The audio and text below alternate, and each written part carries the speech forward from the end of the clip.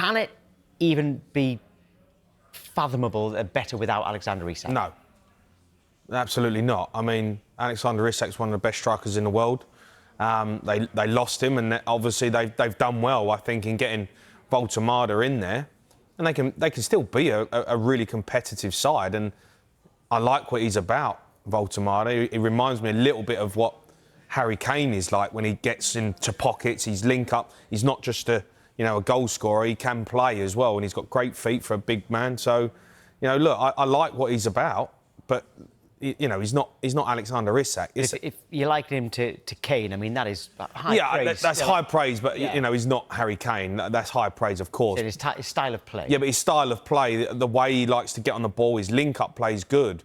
For someone who's so tall, normally you think, as Eddie Howe says, you want to get him in the box, you want to get him, his crosses are going to be important for him, but he can play, he can link up.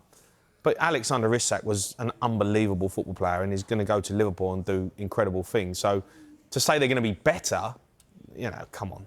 Yeah, Craig. I like Elanga, by the way. I think Elanga's been a great signing for them. He was brilliant at Forest. Really good Craig's player. Craig's 100% stronger without Isak. Woltemade's fitting in well, 3 goals in 6 games, hold-up play, touches and passing.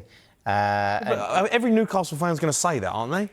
Because they're absolutely devastated that they lost the best player they've seen since Alan Shearer. Do they're going to be devastated. They lost Alexander Isak. They've done well. They've brought in a good player. But, you can't sit here and tell me that Newcastle are a better team without Alexander Isak. Come on.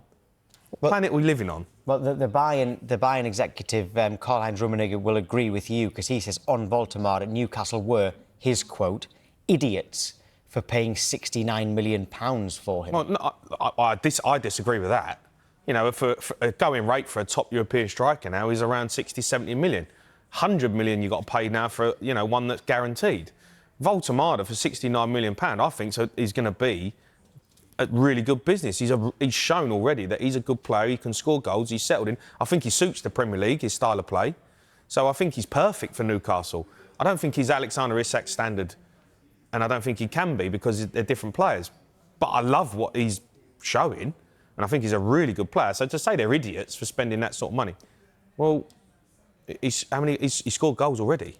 The Premier League do tend to, according to everyone else in Europe, overpay for players anyway. By the way, we're asking the fans this morning in the poll which striker is looking the best out of Woltemade, Gyokeres and Sesko, just because they cost kind of similar amounts of money, is why we've chosen those 3. Where did you do this poll?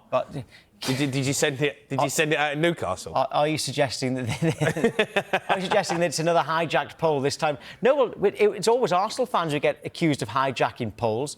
That's Gyokeres' second on there, but 66 for Woltemade, 24 for Gyokeres and 10% for Sesko. With the Sesko one is the caveat that it's taking him a while to actually get into the side. He has got off the mark now. Yeah, and it doesn't help that he's playing in a really poor Manchester United side. Woltemade and Gyokeres have gone to football teams who are in a good state and look like they're going to be, firing on all fronts. Manchester United are awful, so it's tough for Sesko because he's gone into a side who are struggling with no confidence, and the manager doesn't know what he's doing. So I think Sesko can become, a really good player in the Premier League, but it's clear and obvious right now who the best 2 are that have come in so far, Woltemade and...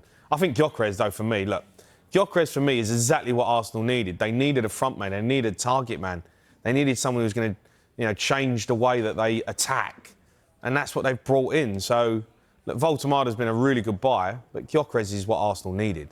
Well, let's open this debate up and speak to a Newcastle United fan, Ben Johnson. Right, Ben, let's start with Woltemade. Did Newcastle look like idiots for signing him? Because Karl-Heinz Rummenigge suggested that you were. I think that's a really disrespectful comment to Newcastle United, lads. Like you said before, 70 million, it's the going rate. If in a few years' time Woltemade's come in and he's taken the Premier League by storm, it's going to look like peanuts. You've got to take the risk in this day and age in football. And like you said, it's the going rate. I don't think it was overpriced.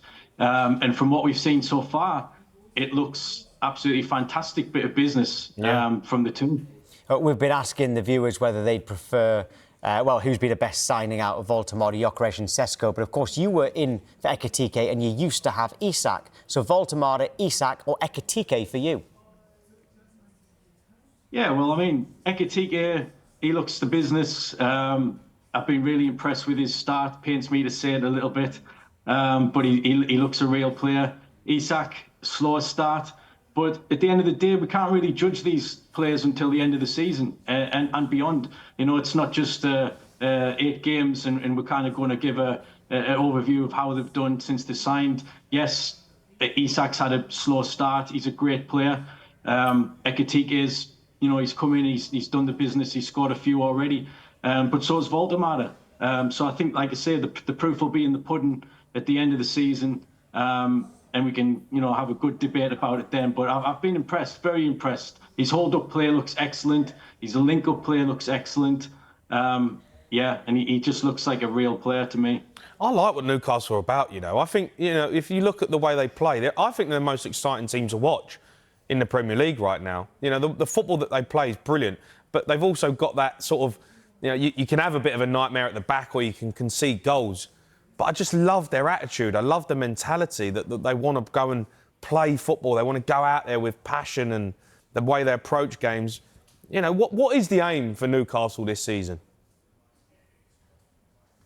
Yeah, I like to think it's to maybe win another trophy. You know, we've set the standard last season. First trophy in 70 years. And you know, it's kind of set the bar, Jamie. It's kind of raised our hopes as to what we can achieve up here. Eddie Howe's done brilliantly since he come in.